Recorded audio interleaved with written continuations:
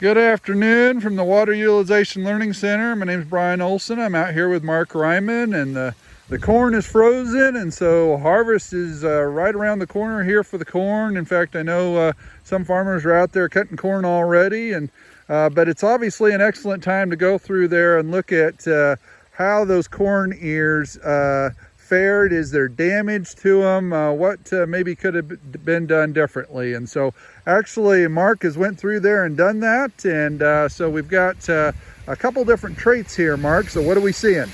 Well, we're just out here looking at, kind of our Double Pro and our Trisepta corn products. So when I go into the Double Pro, we don't have protection from Western bean cutworm, and I didn't actually apply any insecticide to them. So as you look through there, it's not every year, but maybe every 5-10 years, I'm finding pretty good damage.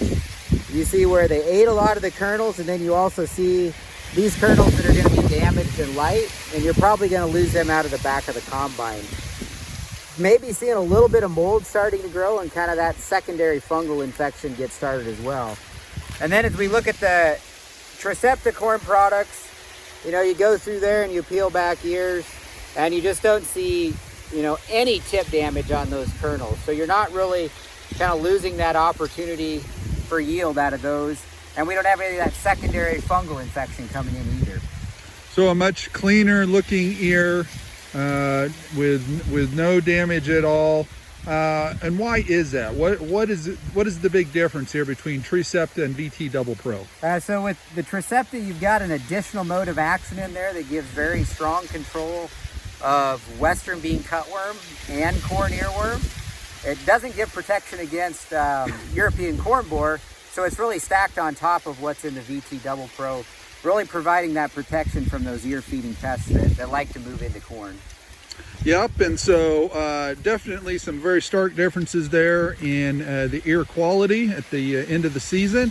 But what about late planted corn? So when I look at my late planted corn, I think it gets even, more important to look at having a technology in there that's going to provide really good control, particularly of corn earworm. We're past Western bean cutworm, but it seems like if you've got late planted corn that's maybe the latest around, the earworm are always looking for silks or fresh silks to lay eggs in for their larvae, and they'll come to that late planted field. And then we get, lots of damage to every tip.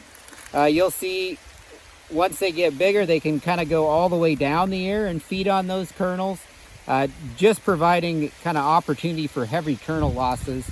And then you'll notice we've even got a few kernels sprouting on here in terms of losing grain quality at the end of the season. So that late planted corn is just a magnet, so you want to have something out there to provide that protection against especially corn earworm at the end. And that's where Trisepta would be a great option for those farmers. Yes, yep, it fits very well.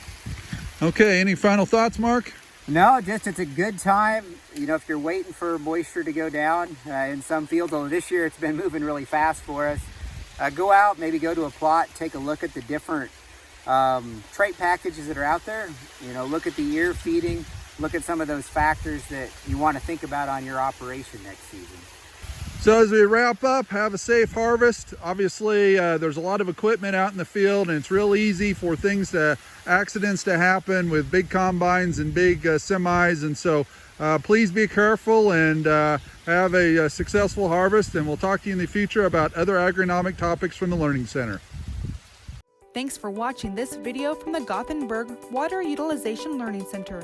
For more information, please call 308-537-4500.